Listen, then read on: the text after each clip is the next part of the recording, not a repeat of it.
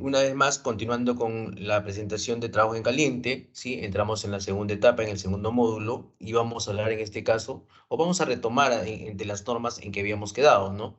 Como bien mencionaba anteriormente, OSHA nos da algunas normativas, nos da algunas referencias para poder hacer control del proceso de trabajo en caliente, ¿sí? Va a hablarnos acerca de la prevención de incendios, precauciones de riesgo de incendio, restricciones que pueden haber en el proceso, ¿no? Algunas precauciones especiales, nos va a hablar de los materiales combustibles, la presentación de cada uno de ellos, sean sólidos, líquidos, gaseosos, ¿no? De la característica que sea, de los equipos contra incendio que podemos servir, ¿no? De los materiales contra incendio, porque hablar de equipos estamos hablando de elementos ya preconcebidos, pero también podemos hablar de elementos como el agua, como la tierra, como otras condiciones que también la considera OSHA dentro de sus recomendaciones, ¿sí? Y de la protección de seguridad para el personal, ¿no? Ya habíamos tocado esta etapa donde nos habla de algunas prevenciones que tenemos que tener, ¿sí? Donde el personal tiene que estar perfectamente entrenado en cada una de las acciones, tanto del proceso como de la respuesta a la emergencia, ¿sí? Nos hablaba también del tema de los vigías, de la función que debe tener una persona que está relacionada al proceso de trabajo en caliente, como es el estar pendiente del entorno, el estar habilitado para el uso de algunos equipos de respuesta a emergencia, ¿sí? Y de las consideraciones que debe tener este, ¿no? Ya que el equipo de seguridad con el que va a contar este elemento o esta persona es exactamente el mismo con el que cuenta el soldador o la persona que está realizando el trabajo en caliente, ¿no? Prendas ignífugas o prendas de resistencia al calor, cuero cromo, respiradores, tapones auditivos, protectores visuales, etcétera, etcétera. ¿Ok? Ya hablamos también de los materiales combustibles, hablamos de los equipos de lucha contra incendio, ¿sí? Y las obligaciones que debe tener, pues, el observador, ¿no? Ya que él es la persona que ante su participación va a evitar que cualquier descontrol termine degenerándose en un daño, en una pérdida, ¿no? Como ya había mencionado, no solamente a la persona, sino también al entorno, a las instalaciones, a los equipos, a las herramientas, ¿sí? Hace no mucho, hablo 2 meses, 3 meses atrás, por ejemplo, pasaba por un taller mecánico donde habían carros de alta gama, además, y que resulta de que se había habido un cortocircuito en un proceso de trabajo en caliente, en este caso en un tema de acondicionamiento eléctrico industrial, ¿no? Y producto de la presencia de estos vehículos, ¿no? No se pudo controlar oportunamente el fuego y terminó desencadenándose en un incendio. Imagínense la gran pérdida material que se presentó, ¿no? No solamente afectó la instalación, no solamente afectó los equipos, sino afectó a los terceros, ya que estos carros eran de propiedad de algunos clientes o de propiedad de los propios usuarios. Entonces es importante que el vigía, el guardia de fuego, no tenga las consideraciones para poder hacer el trabajo de manera eficiente. Es mucho, mucho el cuidado que se debe tener. Asimismo, como mencionaba anteriormente, ANSI también participa activamente en este tipo de recomendaciones, ya que nos va a decir qué entrenamientos, qué condiciones, qué equipos, qué características de control deben brindarse a los participantes para que estos pues tengan la seguridad del proceso, ¿no? Además tenemos también, como habíamos visto en el video, a NIOSH, que nos va a dar la seguridad sobre el tema de uso de algunos elementos como los respiradores, ¿no? Qué tipo de filtro, cómo estos interactúan con los vapores o humos con los cuales vamos a interactuar y que no todos son compatibles con esta misma condición. Hay filtros para vapores orgánicos, hay filtros para partículas sólidas, hay filtros para, digamos, climas húmedos, etcétera, etcétera, ¿no? Partículas húmedas o partículas líquidas. Entonces, por lo tanto, debo elegir el filtro adecuado que me permita controlar estas interacciones, ¿no? Bien. Luego tenemos la norma NFPA 501 o 51B, que nos habla sobre el tema de prevención de incendios, ¿no? Donde nos habla sobre el proceso, cómo reconocer, evaluar y controlar, ¿no? Cómo reconocer qué, reconocer las condiciones del área de trabajo, ¿no? Ya había mencionado que para un espacio de trabajo en caliente debe haber un área libre de material inflamable en un radio de no menor de 10 metros. Y si este no fuera posible acondicionar de esta manera, entonces deberé hacer el uso de elementos de contención, llámese biombos o algunos otros elementos, ¿no? Entonces, ¿qué debo hacer? Debo asegurar que este entorno, esta área, esté completamente segura, ¿no? ¿Y de qué manera lo voy a hacer? Reconocer, dice, determinar si existen riesgos antes de comenzar el trabajo en caliente. Y estos riesgos no solamente se relacionan con el entorno, sino también con los equipos, con los materiales y con los elementos de protección y seguridad del personal. ¿Qué debe evaluar? Determinar si existen peligros, especialmente los que podrían generar un incendio, líquidos o gases inflamables y combustibles o combustibles simples. Además, no olvidemos que cuando yo trato de reconocer o cuando hago el ejercicio de reconocer, también debo ver otras energías, ¿no? Como energía mecánica, energía eléctrica, que son elementos que se van a sumar a esta condición de riesgo o esta condición de trabajo en caliente, ¿ok? ¿Qué debo hacer ahora? Controlar, adoptar medidas adecuadas para eliminar o minimizar los peligros, ¿no? En este caso, usar elementos de contención, elementos de respuesta, ¿no? O elementos de activación que reduzcan la posibilidad de que esta energía se descontrole y genere mayor daño, ¿no? En este caso, como mencionaba en el tema de uso de tableros eléctricos, que hayan llaves termomagnéticas, llaves diferenciales para que hagan el corte de fluido eléctrico y deje de haber la energía necesaria para que esta situación de trabajo en caliente o esta situación de generación de calor se desencadene en un incendio. Debo también tener los controles de llamas, en este caso los arrestafuego o las válvulas cortafuego que también le llaman, ¿no? Que ante una laceración o afectación a la manguera no se desencadene en pérdida descontrolada de los vapores o los gases inflamables. Entonces, como ven, hay una serie de elementos que debemos considerar y que en este caso la norma NFPA nos permite tener conocimiento, ¿no? Y a esto además se suma el permiso para trabajo en caliente, ya que este nos va a ayudar a reconocer posibles peligros a través de una lista de chequeo, a través de un reconocimiento ya preestablecido, ¿no? Y esto relacionado con lo que es el permiso y el checklist. No olvidemos que esto ya ha sido analizado, ya ha sido evaluado, ya ha sido plasmado en un procedimiento y que este debe cumplirse manteniendo esa misma línea de control. Luego tenemos el Reglamento Nacional de Edificaciones en la norma de seguridad durante la construcción, donde nos habla de pantalla de soldadura, ¿no? En este caso los biombos, ¿no? Que tengan una protección de calor y de radiación, esto para el entorno a las otras personas, ¿no? Y los elementos que puedan estar en ellos. Eh, Luego tenemos los filtros, ¿no? En estos filtros, ¿qué van a hacer? Van a cubrir la radiación ultravioleta. Estos filtros más que nada son para la persona que está haciendo el trabajo, ya que no olvidemos de que la radiación va a destellar precisamente sobre los ojos del soldador o de la persona que está haciendo el trabajo en caliente, ¿sí? ¿Y cómo debo elegir el tono de cristal? Para hacer una buena elección del tono de cristal, debo ver qué tipo de material estoy haciendo, con qué tipo de elementos estoy haciendo el trabajo, ¿no? Por ejemplo, acá nos habla del acetileno en litros por hora y del número de cristal, el coloración, el tono de coloración que debe tener el cristal con el cual voy a trabajar. Si es inferior a 40 minutos, puedo usar un tono 4, ¿no? De menor, digamos, opacidad. Pero si voy a usar entre 280 a 800 litros por hora, o sea, el volumen, ¿no? Este se va a elevar a 8, a un nivel de cristal 8, ¿qué significa? Más oscuro, ya que la radiación va a ser mayor, va a haber un mayor destello de luz, ¿sí?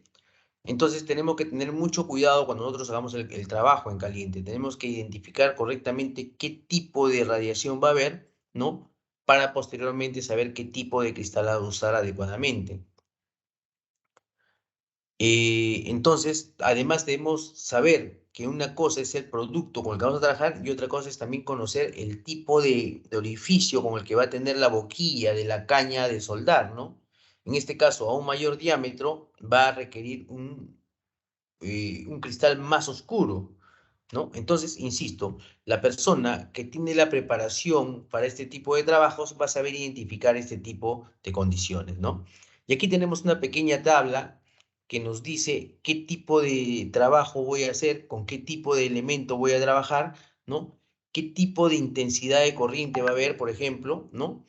Y qué tipo de lente de seguridad o qué tipo de tono de cristal debe usar, ¿no? Nos da incluso hasta el tono 15, que es el de mayor protección, producto de qué? De la alta radiación de luz que va a haber. Entonces, insisto, es importante que la persona que va a interactuar en este proceso tenga claro la identificación adecuada de estos elementos. La ausencia de identificación va a hacer que la tonalidad del cristal no sea la correcta y por lo tanto pues no ejecute un control adecuado de la radiación y termine generando quemaduras en la vista, ¿no? Y estas quemaduras, ¿cómo se van a poder percibir? A través de el enrojecimiento de la vista, a través de la visión de espacios como destellos, como nubes oscuras, etcétera, ¿no? Generando pues pérdida de visión progresiva a la persona que está expuesta.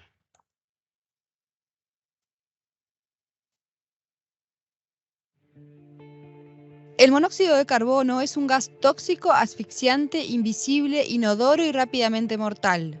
Su presencia puede resultar de una mala evacuación de productos de combustión utilizados para la calefacción, gas, gasolina, petróleo, madera o carbón.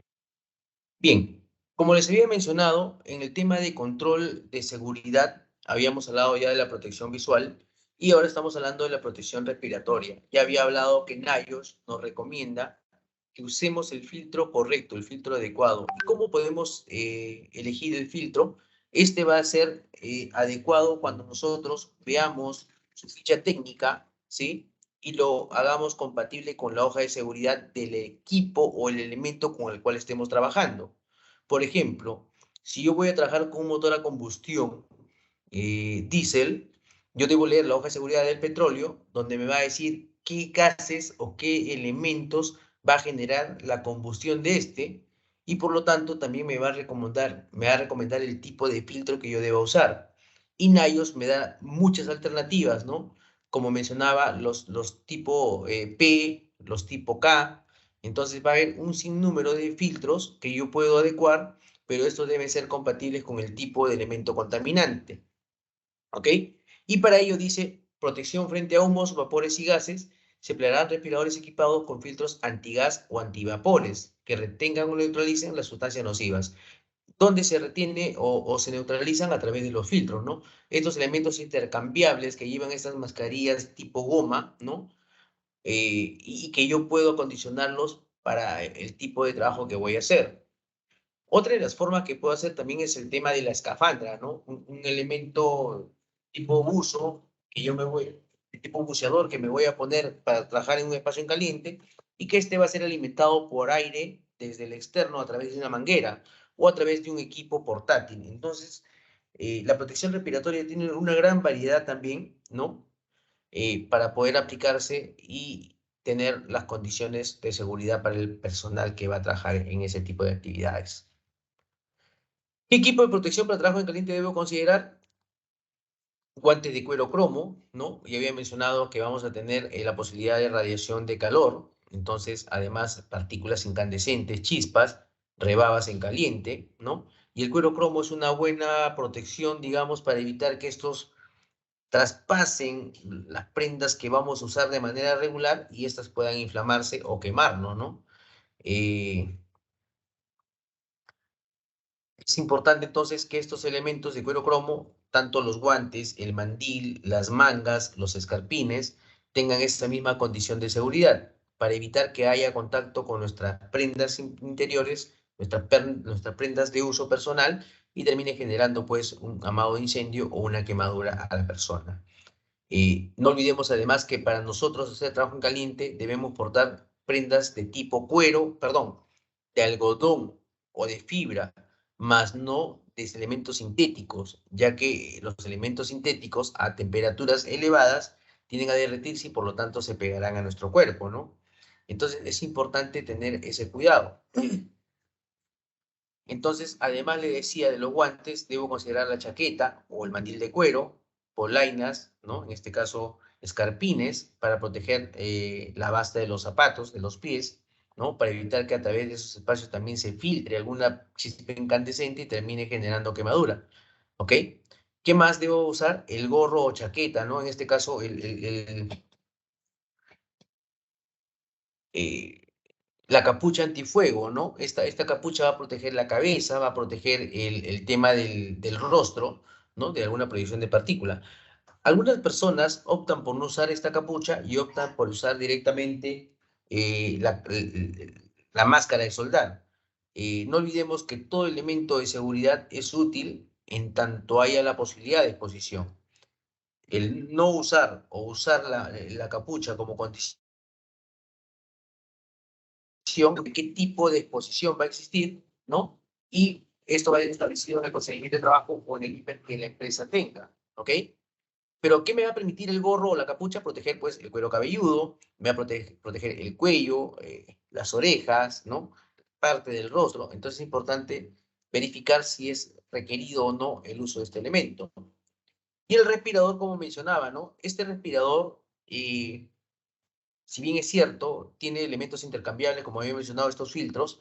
Hay algunos que son filtros de protección dura, que quiere decir cartuchos rígidos, y hay filtros de protección blanda, estos tipo acolchonados. En este caso, como se va a usar una careta, y esta careta requiere cubrir hasta el mentón, es recomendable usar los filtros blandos, ¿no? Estos que no permiten, a través de la rigidez, evitar que la careta se cierre, ¿no? O es su defecto de repente usar un full face o usar una escafandra, como mencionaba. Las alternativas son variables, va a depender mucho del análisis de trabajo y del espacio en el cual voy a desenvolverme, ¿no? Pero no solamente se trata de tener los elementos de seguridad, sino también de usarlos adecuadamente. Y aquí este video nos va a explicar cómo es que se debe usar correctamente un respirador. Hola, el día de hoy vamos a aprender cómo utilizar el respirador elastomérico. Antes de utilizar el respirador debemos conocer cuáles son sus estructuras. Está compuesto por un arnés tradicional, tanto por bandas de plástico como elásticas. Las bandas elásticas recorren la región frontal del respirador y terminan en la región posterior del cuello. En la región frontal del respirador observamos la válvula de exhalación. Asimismo, en la región interna del respirador observamos tanto la válvula de exhalación como dos laterales que corresponden a las válvulas de inhalación.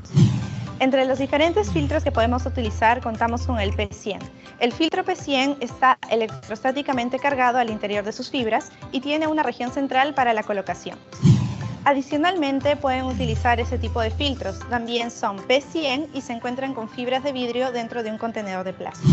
Adicionalmente, existen otros tipos de filtros que están compuestos por un cartucho, un prefiltro y un retenedor. Debemos recordar que lo que confiere la protección y la eficiencia de filtración es el prefiltro, que puede ser N95 o superiores. Por lo tanto, cada vez que utilicemos este tipo de filtros debemos utilizar las tres estructuras juntas. Antes de iniciar con la colocación del respirador, debemos iniciar con la preparación. En el caso de los varones debemos evitar que no tengan vello facial para impedir el sellado. En el caso de las mujeres no debemos cortar aretes ni algún gancho en el cabello que pueda también interferir con el sellado o la colocación del arnés. Asimismo, en el caso de las mujeres debemos tener el cabello recogido para de esa manera colocar adecuadamente el respirador. El siguiente paso es la inspección. Para ello debemos garantizar que todas las estructuras no tienen ningún daño previa a la colocación del respirador. Empezamos con el arnés tradicional, tanto en las bandas de plástico como las elásticas. Asimismo, debemos verificar que la región frontal se encuentra conservada en todas sus estructuras. Verificar que las válvulas, tanto de exhalación como de inhalación, se encuentran íntegras previas al uso. Verifiquemos también que el respirador no se encuentra visiblemente sucio. Ante cualquier daño del respirador, debemos solicitar inmediatamente el cambio antes de ingresar a áreas de pacientes COVID. Recuerden que pueden verificar la talla del respirador en la región frontal del mismo. Para obtener un adecuado sellado, contamos con 4 reguladores posicionados en la región frontal del respirador. Estos reguladores ayudarán a que el sellado y el respirador puedan ser adecuados de acuerdo a la forma de tu rostro. Antes de la colocación del respirador debemos engranar el filtro en la región valvular. Para ello debemos garantizar que la región central del filtro engrane de forma correcta en la región valvular del respirador. Después de ello debemos sostener firmemente el respirador y realizar un giro en sentido horario hasta escuchar el clic. De igual manera debemos colocar el otro filtro en la región valvular del respirador. Para ello aseguramos que el engranaje es el correcto y después de una presión en el respirador para sostenerlo de forma adecuada, realizamos un giro antihorario para colocar el siguiente filtro. Recordemos que debemos manipular lo menor posible los filtros para asegurar su calidad y su reuso en posteriores oportunidades. Para la colocación es necesario estabilizar el respirador. Para ello deben colocar de 3 a 4 dedos cerca a la válvula de exhalación en la cara frontal del respirador y el dedo pulgar en la cara interna del respirador. La mano dominante debe sostener el arnés tradicional y luego colocarlo y desplazarlo en la región posterior de la cabeza.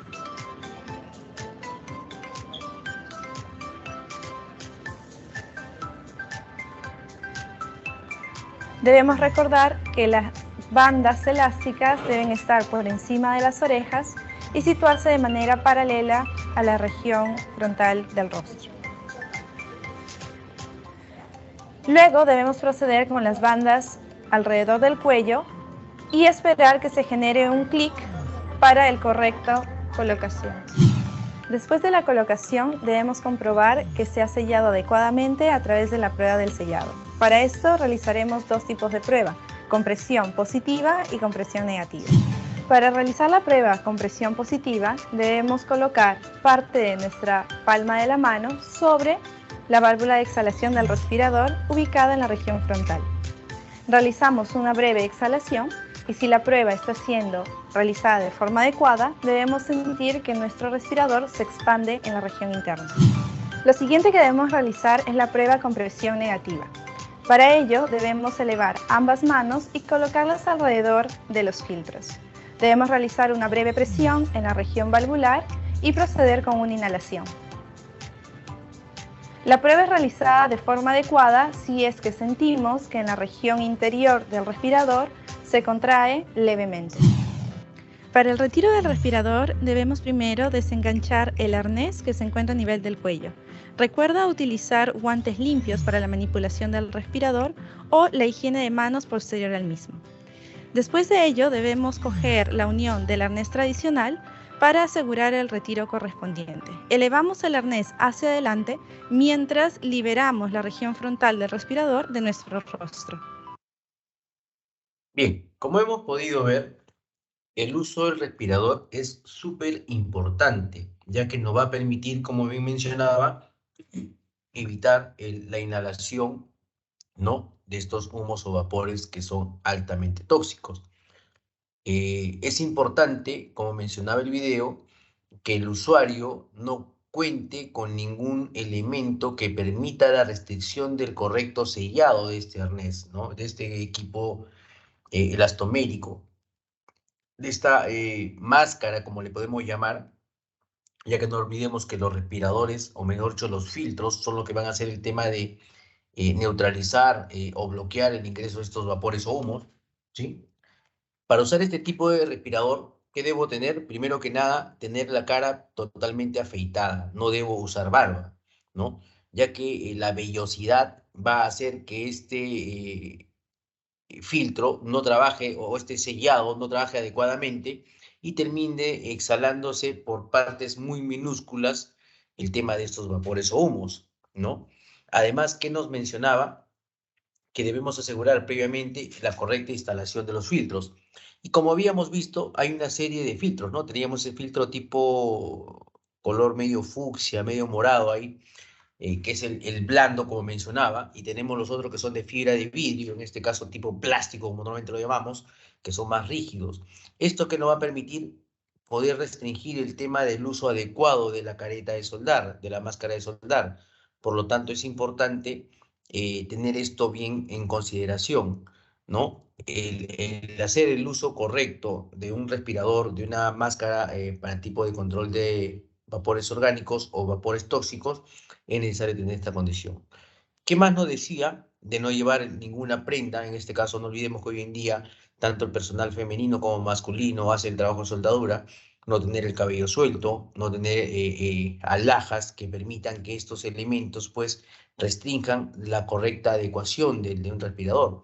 Hoy en día pues las personas en este ámbito de moda que existe hoy día usamos los piercing, ¿no? también es necesario que estos elementos sean retirados para poder hacer que este tema del respirador trabaje de manera adecuada. ¿Ok? Si bien es cierto, estos respiradores sirven para muchos aspectos de trabajo, también sirven como un control biológico. No olvidemos que con esta experiencia que tuvimos con el COVID, inicialmente estos respiradores se prohibieron, pero después vieron que eran de alta eficiencia, ¿no? Por un tema de costos y por un tema de otras situaciones, pues no se pusieron como una condición obligatoria, más bien sí los elementos, digamos, de usar botar, ¿no? Estos equipos de uso diario.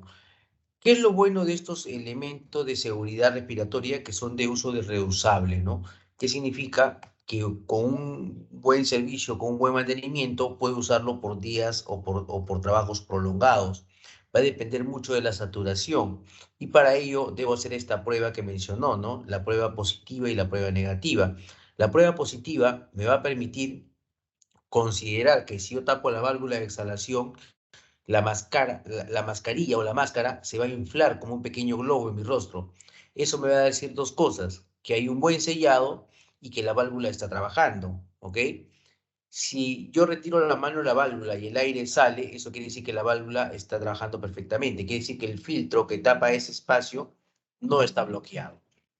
Y la prueba negativa es la que me va a permitir saber si los filtros están haciendo el trabajo adecuado.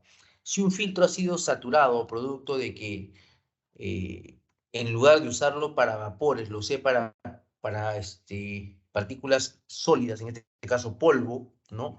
Imaginemos que está trabajando de repente haciendo un tema de amolado de una pared y usé ese mismo respirador que era para vapores orgánicos, lo usé ahí, entonces quiere decir que los filtros se van a saturar, se van a taponear, como se dice vulgarmente. Entonces, cuando yo hago la prueba en negativo, naturalmente esos filtros no van a servir. Entonces, es importante asegurarnos que estos componentes sean adecuadamente verificados para que su optimización sea la adecuada, ¿sí? Otro detalle que hay que tener en consideración es que estas mascarillas no debe introducirse la mano contaminada. No olvidemos que los elementos con los que vamos a trabajar pueden ser eh, metales con óxido, pueden ser metales con grasa, pueden ser metales con algún producto químico, y que si yo inserto mi mano con el guante, o mi mano incluso sin guantes, dentro de este espacio interno de la mascarilla, voy a generar un tema de contaminación. Y por lo tanto, pues, voy a deteriorar la posibilidad de una buena seguridad o la exposición a que yo igual inhale estos productos tóxicos, ya que ya ingresaron en el espacio seguro, ¿no? Entonces es importante que cuando yo manipule, ninguna parte de mi mano termine haciendo contacto con la parte interior de la mascarilla, ¿sí? Estas mascarillas pueden y deben ser lavadas periódicamente con agua y jabón, ¿sí? Naturalmente retirando los filtros para que no se saturen, producto de la humedad, producto de partículas sólidas, producto de otros elementos. No debe usar, el filtro no debe ser lavado, no debe ser, no sé, pues sometido a un tema de lavado con detergente o con jabón pensando que esto le va a dar una mayor vida útil, ¿no? Estos filtros finalmente en algún momento tienen que ser reemplazados. Va a depender mucho, como digo, del tema de condiciones de cuánto se ha sometido un espacio o una superficie con este tipo de concentraciones, ¿no? ¿Ok? Bien, esto con respecto al tema de protección respiratoria. En la presentación hemos venido viendo los electrodos, ¿no? ¿Por qué he presentado los electrodos? Porque no olvidemos que, como mencionaba, los trabajos en caliente se van a hacer con la fundición de elementos metálicos, la unión de dos elementos metálicos a través de la fundición de electrodos o de alambre para garantizar, pues, la unión de estos elementos, ¿no? ¿Y por qué es importante hablar de los electrodos? Ya que estos electrodos vienen con una composición química, ya que al derretirse a través del calor, estas coberturas, digamos, revestimientos, van a justamente liberar vapores y gases, ¿no? Los cuales deben, vuelvo a repetir, leerse las hojas MCDS para saber si el filtro que estoy usando es el adecuado, ¿ok? Si bien es cierto, para el aspecto de control respiratorio, podemos hablar de filtros, no omitamos, ojo, no omitamos el tema del uso de control de ingeniería, ¿sí? Y cuando hablo de control de ingeniería, ya que hablamos un poquito de la escala de jerarquía de controles, ¿no? El control de ingeniería va a basarse en qué dijimos anteriormente, en el tema de válvulas, ¿no?, de inyección y extracción de aire, o mangueras, si se quiere, ¿no?, donde yo voy a poner una manguera que extraiga el humo contaminado y otra manguera que inserte aire fresco, ¿no? Renovar la atmósfera, ¿sí? Y tener además un permanente monitoreo del espacio, ¿no? Tener un detector de gases que me permita saber si los valores bajo los cuales o estoy dentro de un espacio cerrado o un espacio confinado, si quiere llamarse, está dentro de los límites de tolerancia, ¿no? Con un nivel de oxígeno de entre 19.5 y 22.5, ¿no? Y donde los niveles, pues, de gases, vapores inflamables, vapores tóxicos, sulfúricos o vapores explosivos no estén elevados y, por lo tanto, pues, la condición del área de trabajo no esté sometida a riesgos mayores, ¿sí?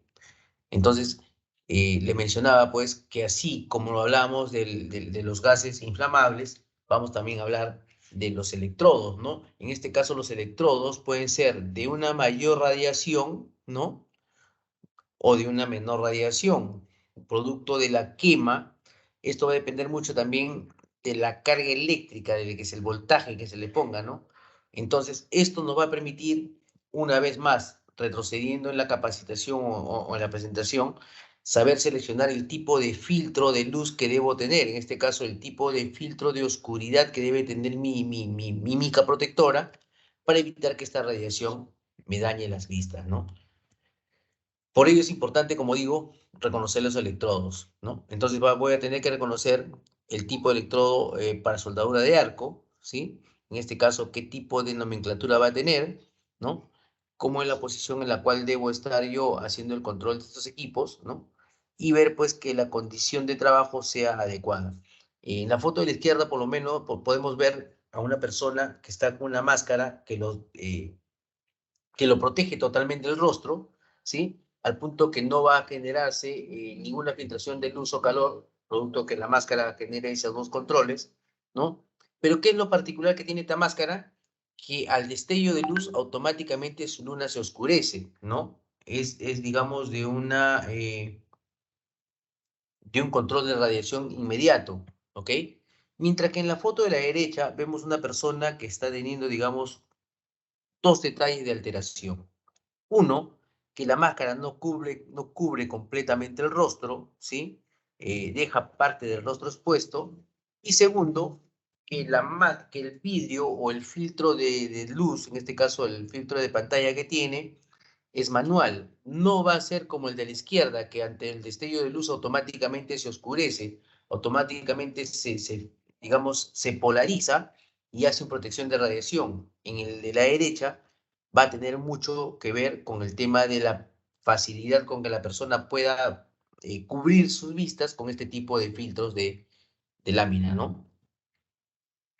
¿Qué consideraciones debo tener yo para hacer trabajo de soldadura? Identificar el material a soldar. Porque es importante, como ya he mencionado anteriormente, todos los productos o todos los elementos a soldar no tienen su misma composición química, por lo tanto van a desprender distintos vapores y eso me va a condicionar a tener algún filtro en especial tal vez que usar, ¿ok? ¿Qué tipo de unión voy a hacer, no? ¿Qué tipo de soldadura voy a generar? ¿Qué posición de sondeo voy a aplicar? Hay la posición de cabeza, la posición superior, la posición lateral.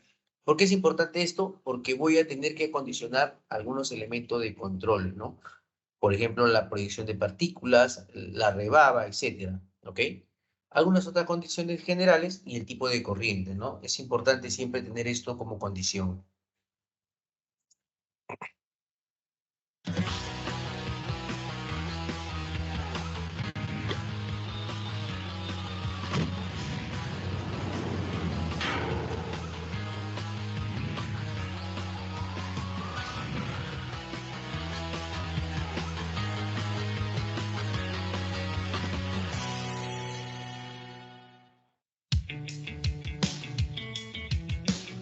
Durante la construcción de obras, existen multitud de procesos en los que se realizan operaciones de soldadura mediante equipos eléctricos.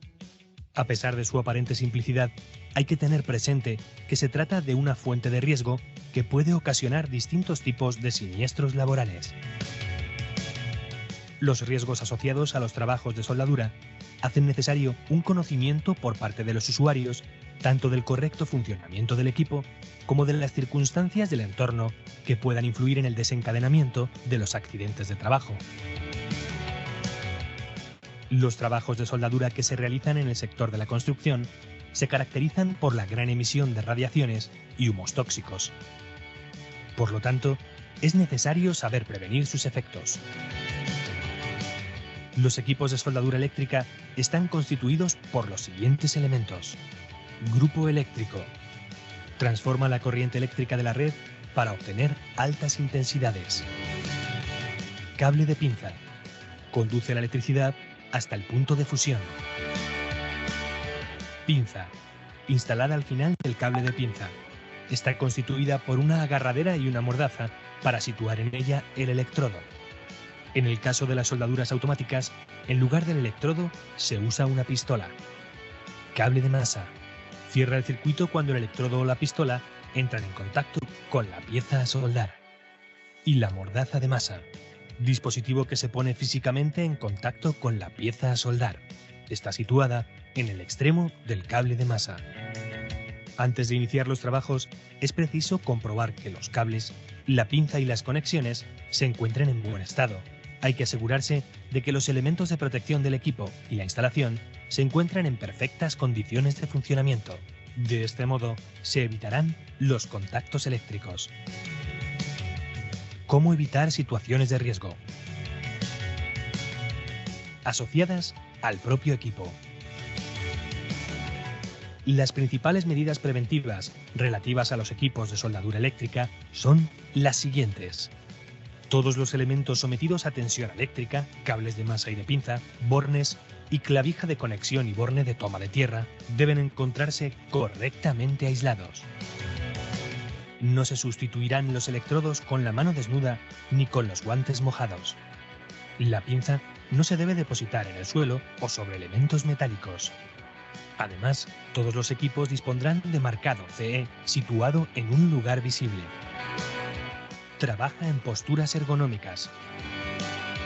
Se tienen que evitar las posturas forzadas. Lo correcto es que la zona de trabajo se encuentre entre la cintura y los hombros, manteniendo en todo momento la espalda recta. Si por las circunstancias de la tarea que se esté realizando no es posible, es necesario hacer pausas con cierta frecuencia y aprovechar estos periodos para efectuar estiramientos. Se debe adoptar una postura de trabajo cómoda, en la que no fuerces el cuello, la espalda ni ninguna otra parte del cuerpo. No bajes nunca la pantalla con un movimiento brusco del cuello. Utiliza la mano. Evitarás dolores cervicales. Equipos de protección individual. Durante la realización de trabajos de soldadura se tienen que usar los siguientes equipos de protección individual.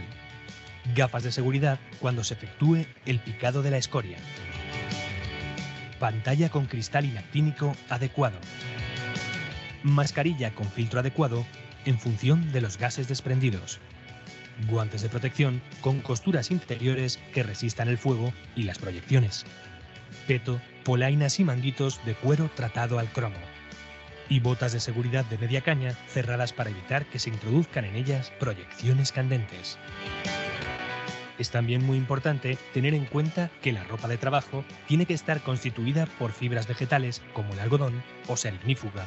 Además, no debe estar húmeda, ya que la humedad es conductora de la electricidad, ni manchada de grasa, combustible o pintura, dado que estos productos son altamente inflamables. Los bolsillos deben permanecer cerrados, sin dobladillos en los pantalones y los bajos de estos cubriendo las botas. Así se evitará que las proyecciones se queden atrapadas en la ropa, quemándola. Las radiaciones, el calor y las chispas deterioran los materiales textiles de los equipos de protección individual empleados para la realización de trabajos en altura. Por lo tanto, es necesario verificar el estado de las correas, los arneses y las líneas de anclaje. Los trabajadores que se encuentren en las inmediaciones del lugar donde se lleven a cabo tareas de soldadura tienen que usar también los equipos de protección individual necesarios. En ningún caso se debe mirar de forma directa la soldadura sin protección ocular. Esto podría dañar gravemente los ojos. Antes de usarlos, tienes que comprobar que los equipos están en perfecto estado de conservación. Si son los adecuados y se encuentran en buen estado, te proporcionarán la protección que necesitas. Medidas preventivas relativas al entorno de trabajo. Los cables del equipo de soldadura no deben interferir las zonas de paso. Si no es posible, dichos cables se tienen que proteger y señalizar con el fin de evitar que se produzcan tropezones y de favorecer su conservación. Se ha de paralizar la ejecución de tareas de soldadura cuando otros trabajadores se encuentren en niveles inferiores, por el riesgo de producirles quemaduras que ello implica. Hay que procurar que los trabajos de soldadura se efectúen en lugares en los que exista una adecuada ventilación natural.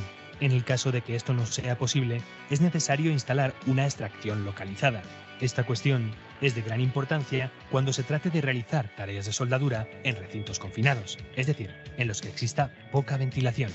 Antes de ejecutar tareas de soldadura en recintos que hayan contenido productos químicos, por el riesgo de incendio y explosión existente, se debe proceder a su ventilación adecuadamente.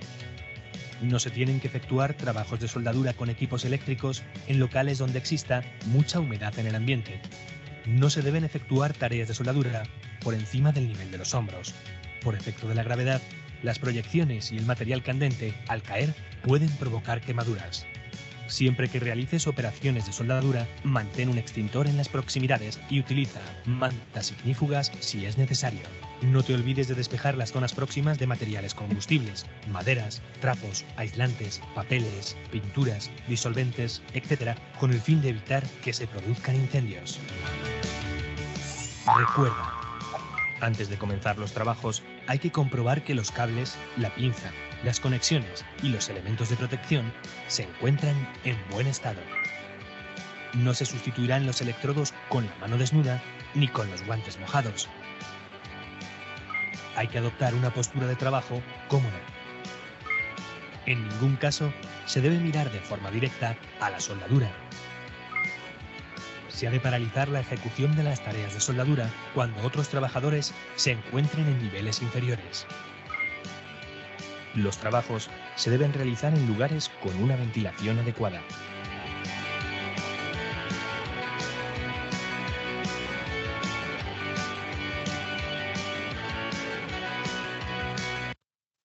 Bien, como hemos podido ver, las medidas de control son múltiples, son variadas, ¿no? Y van a depender mucho de los recursos con los cuales la empresa cuente para poder hacerlo de manera más eficiente, más efectiva.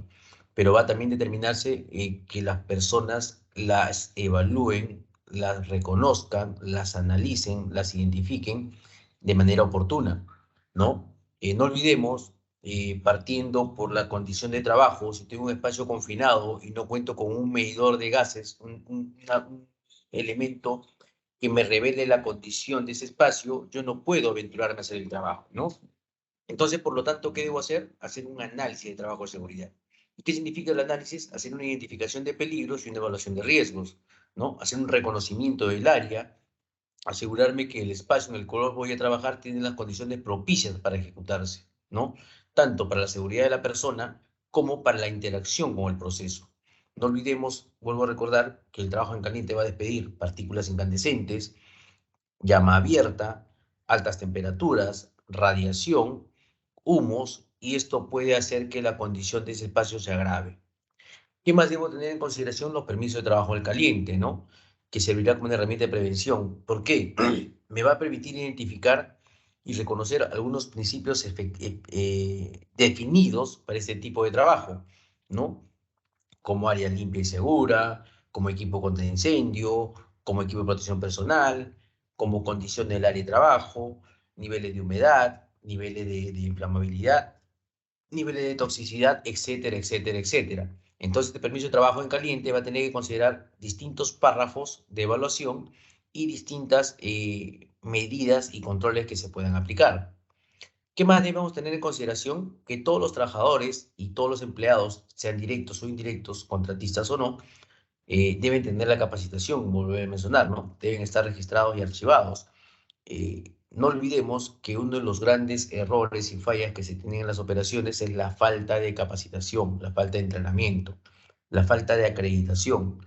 Por lo tanto, es importante que todo el personal que va a interactuar en estas actividades haya sido previamente entrenado, previamente capacitado y previamente aprobado, ¿no? Para que pueda ser apto para este tipo de trabajos. ¿Qué debo hacer en un ATS? Pues ya lo había mencionado, hacer todo un análisis, identificar los peligros. ¿Y cómo los identifico? ¿A través de qué? De la revisión del espacio de trabajo. ¿A través de qué? De la revisión de mis equipos y herramientas. ¿A través de qué? De que mis EPPs sean los adecuados. Entonces, la identificación de peligros va a tomar muchas consideraciones, ¿no? Si bien es cierto, voy a hacer un detallado, progresivo, cíclico, de las actividades que voy a ejecutar, ¿sí? Como la preparación de los elementos a soldar o cortar o esmerilar, como el equipo y herramienta que voy a usar, como el proceso de desbaste o limado, etcétera, etcétera, etcétera, ¿no? Con sus respectivos peligros, riesgos y controles. Este ATS me va a permitir, primero, hacer el análisis y además hacer que todos los involucrados tomen conocimiento a través de la lectura o a través del análisis conjunto, ¿no? Y me va a permitir además incrementar las firmas de ellos como intervinientes, ¿ok? ¿Qué más me va a permitir? Que a través del PETAR, en este caso el permiso de escrito para trabajo seguro, ¿no? O el PETS, pueda yo también tener los registros necesarios para este tipo de actividad de manera específica, ¿no? Donde además, ¿qué voy a sumar? Voy a sumar las consideraciones que me brinde el dueño del área, ¿sí? Entonces, como vemos, el tema de trabajo es conjunto, es amplio y debemos tener cuidado, ¿ok? Como marco conceptual vamos a hacer otra vez un recordaris de qué conceptos estamos hablando, ¿no? Y dice, trabajo en caliente es la actividad donde se tiende a producir fuentes de ignición, incluyendo la soldadura, las amoladoras o pulidoras, ¿no? Cualquier equipo, cualquier herramienta que genere temperatura, calor, llama abierta, etcétera, ¿sí? Fuego es una reacción química con desprendimiento de luz y calor. El fuego, a ver, vamos a definir. El fuego es la llama ardiendo, ¿ok? La llama ardiendo sin causar daño. El fuego, por ejemplo, de una hornilla de una cocina. El fuego de un horno para quemado de ladrillos. El fuego de un horno de fundición. Ahí el fuego es una reacción química que genera un beneficio. Pero ¿qué pasa cuando el fuego se genera o se realiza en una superficie distinta? Estaríamos hablando de un incendio, ¿no? Y es el incendio que viene a ser, es el fuego que está fuera de control, ¿no? En una magnitud no deseada. Por ejemplo, que se queme una silla, que se queme un mueble, que se queme una máquina, que se queme un equipo, se queme un vehículo, ¿entienden? El fuego es el proceso controlado, seguro y beneficioso que se puede aplicar, mientras que el incendio es el descontrol, ¿no? De este fuego que inicialmente pues tenía tal vez algún proceso a ejecutar, ¿no? Luego tenemos el permiso de trabajo en caliente, que es un documento en el cual, sin el cual, perdón, no se puede realizar un trabajo. Este documento debidamente llenado y firmado por el supervisor, ¿sí? Tiene que haber una autorización, ¿no? Y visado por el responsable de la contratación, en este caso, por la persona que va a ejecutar. Este documento debe permanecer en el lugar de trabajo. ¿Por qué? Porque va a permitir que toda persona que se relacione con esta actividad pueda leer las consideraciones que se han aplicado y que además deben cumplirse, ¿no? Por ejemplo, si indica que debe haber mantas ignífugas, se debe considerar que estas, pero ojo, que estén bien instaladas, ¿no? No olvidemos que los equipos son tan eficientes como tan bien usados puedan ser, ¿sí? Lo digo esto por la siguiente razón. Un día nos tocó realizar unos trabajos en caliente en un centro comercial, ¿sí? Y producto de que habían mamparas muy grandes, vamos a poner un centro comercial como estos tipo mall, ¿ok? Como había mamparas muy grandes, la rebaba de la soldadura de las estructuras pues caía e interactuaba con estas superficies. Las personas que trabajaron en ese espacio cometieron un error. Pusieron la manta ignífuga, que además es muy cara, una manta ignífuga tal costo de entre 300 y 500 dólares el paño, por decirlo de alguna manera, ¿sí? Y lo pusieron como una hamaca. ¿Para qué? Para que recepcione la rebaba caliente, la esquirla caliente, ¿no? Y se quede depositada ahí. Pero ¿qué resulta? Estos materiales ignífugos, como conocemos nosotros muchas veces el concepto, no son ignífugos, son retardantes al calor. ¿Qué quiere decir? Que si en algún momento el calor se aglomera con mucha intensidad, va a terminar quemándolas, va a terminar perforándolas. Y es lo que sucedió. Las rebadas incandescentes eran de tan alta temperatura que empezaron a quemarlo y se formó como un panal de abeja, ¿no? Hizo perforaciones distintas y terminó impactando finalmente contra las mamparas de vidrio, generando como una especie de lágrima en el vidrio, ya que el vidrio a la temperatura se derrite, ¿no? Y nos costó mucho más caro. Tuvimos que pagar las mantas ignífugas y las mamparas como reposición. Entonces es importante que los equipos se usen de manera adecuada, ¿no? No olvidemos que son elementos de bloqueo, más no de recepción, ¿ok? Y por último tenemos las atmósferas peligrosas, ¿no? ¿Qué es una atmósfera peligrosa? Se puede deber a deficiencia o enriquecimiento de oxígeno, inflamabilidad o capacidad de explosión o toxicidad. No olvidemos que una atmósfera peligrosa, si no es controlada adecuadamente, pues naturalmente va a traer perjuicios, ¿no? Muchas veces se ha dado que las personas realizan trabajos de caliente en tanques combustibles, ¿no? Y es una atmósfera totalmente peligrosa, ya que dentro hay gases, inflamables, explosivos concentrados, ¿no? Y que si no son evacuados adecuadamente, pues en algún momento, producto de la temperatura, producto del calor que se genera, pueden generar reacciones, ¿no? De explosividad o de inflamabilidad. Entonces hay que tener mucho cuidado con ello. Luego tenemos atmósferas tóxicas, ¿no? Estas contienen sustancias tóxicas o nocivas por encima de los niveles permitidos, ¿no? Estos se miden en partículas por millón, ¿no? Las ppm, como se llama también en su abreviatura. Va a decir qué cantidad de nivel de toxicidad existe y si son tolerantes o no a la seguridad humana. Luego tenemos materiales combustibles inflamables, ya habíamos mencionado que pueden ser sólidos, líquidos y gaseosos, ¿no? Y que además estos pueden tener un grado de inflamabilidad. Ojo, aquí nos habla de inflamables menor a 37.7 grados, ¿no? Pero en realidad no olvidemos que los elementos combustibles son variables. Yo puedo tener un elemento combustible gaseoso como el gas propano, que basta una chispa, o puedo tener un elemento inflamable como la brea, que necesita pues más de 40, 50, 70 grados para inflamarse. Entonces, el material combustible tiene que ser evaluado de manera que me permita saber si la interacción que voy a tener pone en riesgo que esto se desencadene en un amago de incendio.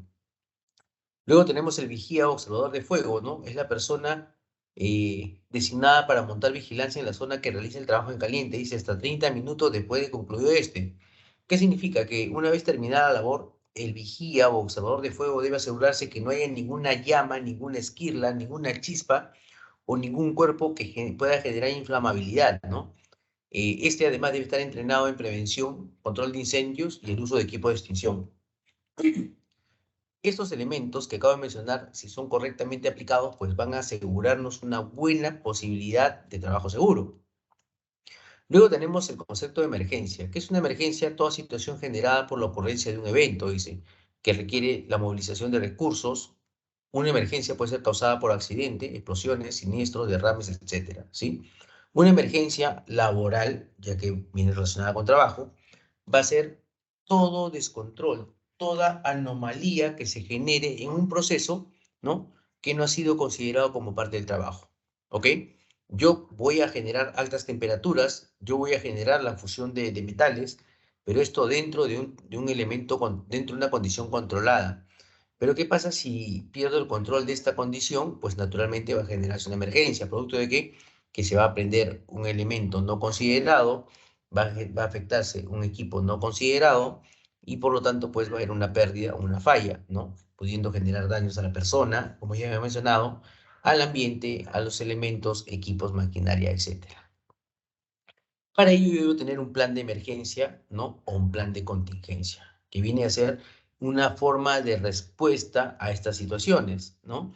Inicialmente, mi plan de contingencia o plan de respuesta va a enfocarse en qué, en cómo yo voy a luchar contra esta condición adversa, con mis recursos, ¿no? Agua, arena, equipos extintores, etcétera. Pero cuando mis condiciones, o mejor dicho, el peligro o el riesgo generado sobrepasa mi control, debo también tener los equipos alternos, que en este caso van a ser, pues, el poder comunicarme con los bomberos, si fuera el caso, para asegurar alguna respuesta por la magnitud que se puede haber generado, ¿no? Luego tenemos la abreviatura SST, que es la seguridad y salud en el trabajo, y el EPP, que es el equipo de protección personal, ¿no? Que ya hemos mencionado es variado, que va a ir desde la protección a la persona, en su integridad física, como son los elementos de cuero cromo, la protección visual, la protección auditiva, la protección respiratoria, ¿no? Entonces son elementos múltiples y variados, que son en este caso específicos, ¿no? Ya que no todos lo usan de manera condicionada. Esto solamente para aquellas que van a interactuar con superficies calientes, ¿no? ¿Quiénes deben realizar los trabajos en caliente? Pues todo personal que esté entrenado y certificado para el desarrollo de trabajos en caliente. ¿Qué quiere decir? Que la empresa va a seleccionarlos a través de qué? De su expertise, de su conocimiento, de su acreditación, de sus certificaciones para poder otorgarle esa facilidad. Y este, a su vez, va a cumplir con los requisitos que la empresa aplique. ¿Ok? Entrenamiento y capacitación. Hoy en día, pues, se tocaba el tema de que a una persona yo la contrato y le digo, como tú sabes trabajar, perfecto, toma la herramienta, ve y ejecuta. No olvidemos que muchos conceptos que tienen cada organización no son iguales. No es lo mismo la seguridad que se aplica en una mina con la seguridad que se aplica en la construcción, ni tampoco la que se aplica en el rubro eléctrico, ni la que se aplica en el rubro industrial o en el rubro pesquero, ¿no? Cada seguridad, entre comillas, o cada proceso de seguridad que las organizaciones provean, va a tener principios propios, de acuerdo a su condición, de acuerdo a su equipo, de acuerdo a su material. Entonces, va a ser importante que las personas, aún teniendo el conocimiento del proceso, sean entrenadas y capacitadas en el entorno al cual se van a asociar, ¿ok? Entonces debe entrenamiento y capacitación para autorizar permiso de trabajo en caliente. Es necesario haber recibido formación específica sobre el procedimiento por parte del área de seguridad y salud del trabajo, ¿no? Una charla específica de lo que es trabajo en caliente. ¿Qué más? ¿A quién va dirigida esta charla? A los soldadores, a los operarios electricistas, a los vigías de fuego, a todo personal que manipule y es más, que esté en el entorno del área de trabajo, ¿ok? ¿Por qué? Porque no solamente el que realiza el trabajo es el único que debe preocuparse por la seguridad. También debe advertirlo a aquella persona que está en el entorno, pero que se puede ver comprometida con un daño producto de estas actividades. Debe entenderse que la charla de trabajo en caliente que reciba un personal no especializado solo lo habilita para manipular herramientas de poder para corte y esmerilado, más no para labores de soldadura, ¿ok? Aún así, algunas organizaciones se aseguran que todo el personal que realice la charla, así sea para herramientas de poder, esté totalmente comprometida con el control, ya que no olvidemos, como había mencionado, que una moladora lanza esquirlas a mucha distancia y tiene elementos de inseguridad, ojo, de inseguridad o peligrosos, como son la energía eléctrica, un disco circulando a altas velocidades, ¿sí? El ruido que se genera con volúmenes mayores a 80 decibeles, ¿ok? Entonces, como digo, hay mucha necesidad de conocimiento que se debe brindar a todos y cada uno de ellos. El personal no especializado que recibe charla de trabajo en caliente para el uso de herramientas de poder en las actividades de corte o esmerilado debe tener como mínimo el cargo de operario. Las organizaciones establecen que para ciertas herramientas, para ciertos equipos, solamente personal competente, ojo, personal competente lo puede hacer. ¿Qué significa? Un ayudante inicialmente no tiene una definición de área. Un ayudante puede estar al servicio de un albañil, de un carpintero, de un fierrero, de un soldador, etcétera, etcétera. No tiene una definición de especialidad. La definición se da a partir del cargo de oficial u operario. Sin embargo, un ayudante, pues estamos hablando que es una persona novata, mientras que un oficial puede tener un expertise de 6 meses, un año o más, pero un operario definitivamente que va a garantizar tener mucha experiencia acumulada justamente por cada proceso de ascendencia, ¿no? O además la preparación técnica que lo ha catalogado como tal. Por lo tanto, deberíase considerar que los operarios son los que tienen mayor posibilidad de estar aptos para la aplicación de este tipo de uso de herramientas de poder. ¿Ok? ¿Qué más tenemos que tener? Elementos de advertencia, ¿no? Los trabajos regulares y cotidianos de este tipo deberían llevarse a cabo en un área segura y designada para ello. Así se reduce el riesgo de provocar un incendio. si el trabajo en caliente se realiza fuera de las áreas designadas, entonces debería ponerse un programa de permisos de vigor, ¿no? No se olviden que no siempre vamos a tener la facilidad de hacer el trabajo en un taller. Alguna vez podríamos hacerlo en una planta, en una superficie distinta, y por lo tanto tenemos que asegurarnos que tenga las condiciones, ¿ok? Y para ello debo contar también con material informativo, ¿no? Y el material informativo puede ser material restrictivo, como los que vemos en la imagen, o material condicionante u obligatorio, ¿no? Como el uso de los EPP. Entonces, debemos agenciarnos de todo elemento que le permita al entorno saber qué tipo de condiciones deben aplicarse ahí. Y esta lo mencionaba, ¿no? Tenemos inicialmente las señales de prohibición, luego las de advertencia y las de obligatoriedad, ¿no? Que es justamente las que las personas, usuarios, deben estar siempre permanentes en su uso, ¿ok? Bien, este ha sido el segundo módulo, ¿no? Donde hemos tocado temas más de seguridad, más de prevención, ¿no? En el control tanto de la persona como del proceso.